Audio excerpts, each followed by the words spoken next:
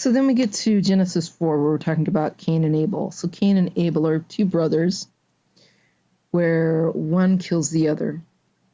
And this just shows the evilness, ongoing evilness of humankind. You get the impression that it is caused by the fact that Adam and Eve ate from the tree of knowledge, and that because they ate from the tree of knowledge, they had knowledge of carnal sin, such as murder. And then we get to Genesis 6, which is a weird, kind of an odd one. Genesis 6 is where the sons of gods got together with the daughters of humans and bore heroes. And in this story, or in this text, there is reference to constant evil, and that this constant evil grieved God. So this is an interesting text, that we move from the creation, where God deems everything to be, and all is good, to a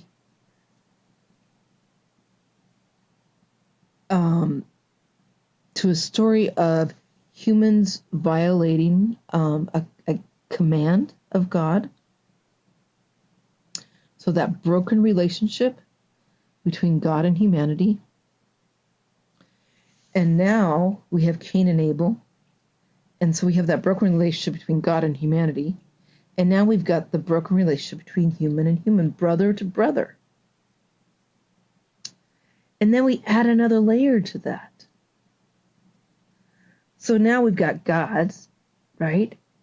Gods having sex with the daughters of humans and producing heroes. This is a weird text for a Christian text. Now, if I was reading a Greek mythology, I'd be like, oh yeah, that makes total sense. That's what the gods in Greek and Norse myth did all the time, right? They misbehaved and they went down to earth and had sex with the chicks down there, and all this calamity happened. But that's not usually, we believe in one God. Gods were coming down and having sex, and these became heroes. This is an interesting text in contrast to the birth of Jesus. I'm not going to go there, but interesting. That somehow these Nehirim, which is what they're called, were there, and God decides, this violation, that I just got to start all over again. Which actually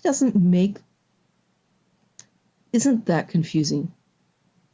Because if we think about the Christ story, the Christ story is much the same story. That humanity is in darkness. Humanity is in broken relationship with God. Humanity is in broken relationship with one another. And we're waiting for the prophet, the one that will conquer and bring back righteousness to the world. And so God conceives a son. And this son teaches, preaches, heals, sacrifices his life for the sin of the world.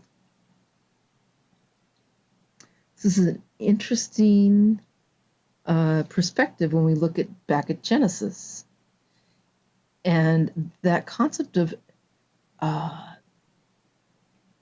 if humans are created in the image of God, and the image of God is in humans, that we're not perfect.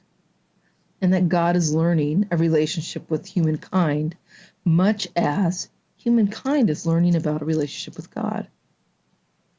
Could this be an actual relationship?